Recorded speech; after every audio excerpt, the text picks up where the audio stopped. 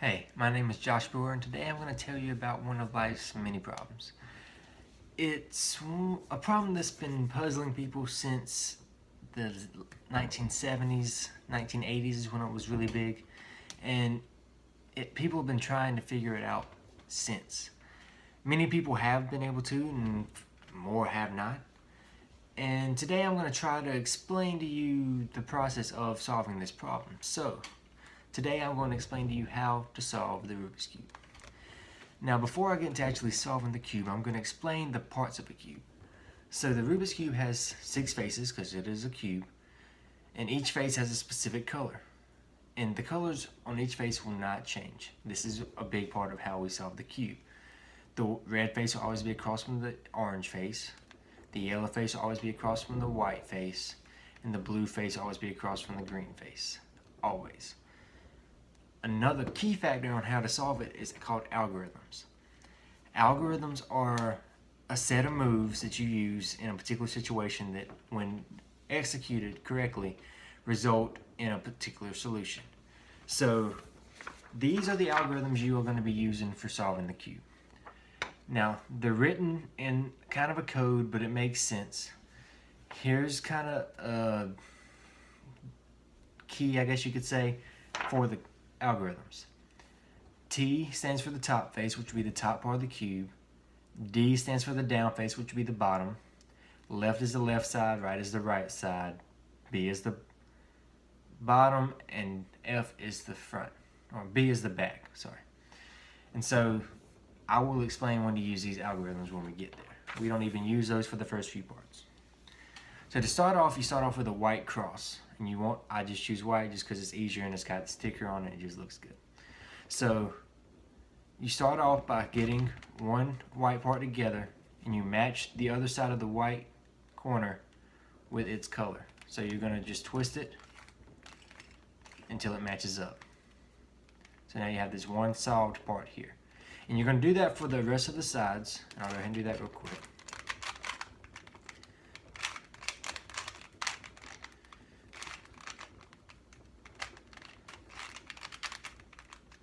Okay, and then once you get that cross, then you move on to getting these corners. Some have already happened to be in place, and that will happen, and you just get lucky like that sometimes. But they're not always in order. So what you need to do for this one right here, I need the white that has the red and the blue. So I look for the piece, it's right here. So I rotate it around until I match up the sides that it matches on. So here's the white, you want it facing you, and you turn it until it matches the center that it's supposed to go with, the blue and the blue. And you do a simple move, so I'll turn it around so you can see. You do front up, and then right back down. And that puts it into place into the corner. So then you got to get the rest of the corners, and I'll go ahead and do that.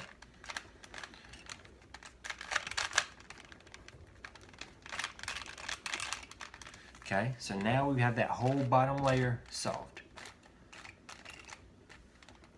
And it should be connected with the center pieces there. The next step is to finish the second layer.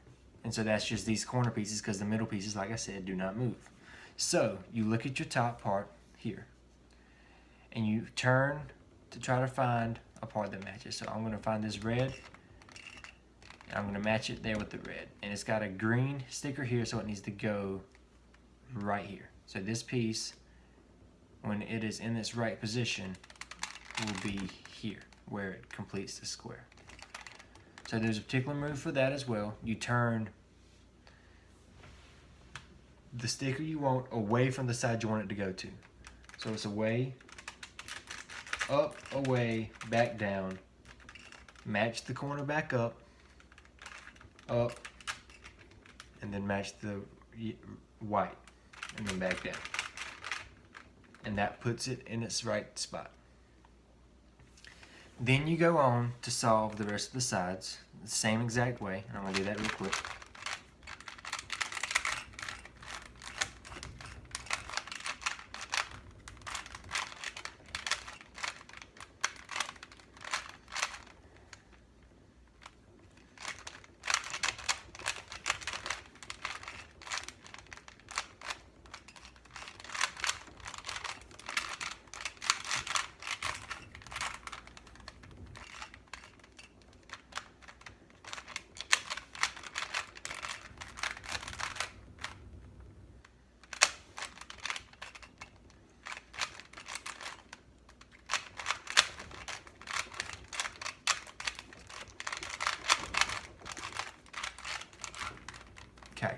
So now you have all the bottom layer, 2 layers done.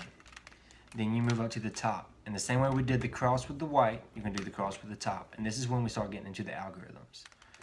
So this will use the first algorithm. So it'd be F, T, R, and then these little tick marks mean prime, and that means the opposite way. So if it doesn't have a tick mark, you rotate it clockwise. And if it does, you rotate it counterclockwise. So that's called T prime, R prime, and F prime. So you're going to do F, R, F, T, R, T prime, R prime, F prime.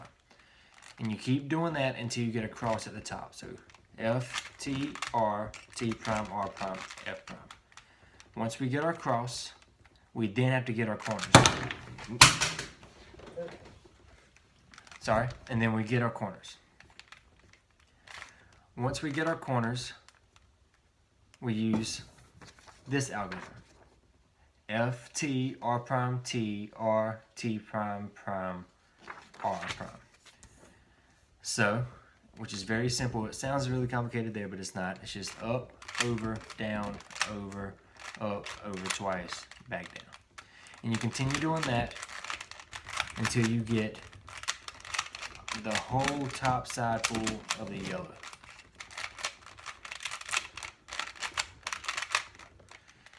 Just like that. Now, we got to put the corners in the right spots to accommodate each side. There should already be a side that has 2 of the corners correct, and there are, which are the greens there, and you turn that to match it with its correct side. You put that to the back, and then you do the next algorithm, which would be R prime F, R prime B prime R, F prime R prime B prime prime R prime prime, and then T prime. It sounds a lot, but these are really not super complicated. So I'm going to go ahead and do that for you real quick. It's going to be R prime F, R prime B double prime, R F, R prime B double prime again, R double prime, and then T. And once you do that, all the corners should be in the right spots, and then this one side should be solved. You keep that side to your right, and then you do the next one, which is L double prime, T prime, B, F prime, L double prime, B, F prime, T prime, and then L double prime. And you have a solved cube. Very simple. After some practice. And so, after you learn the algorithms, that you just have to practice them until they become second nature. Your hands will just do them as you solve the cube. You won't even have to think about the algorithms. But that is how you solve the cube. And so I hope this has given you some insight into what the cube is, how it is solved, and the method in which people solve it is. It's not just kind of twisting the sides until it works. And it's a little bit better than taking the stickers off. So I hope you've enjoyed this video. Thank you.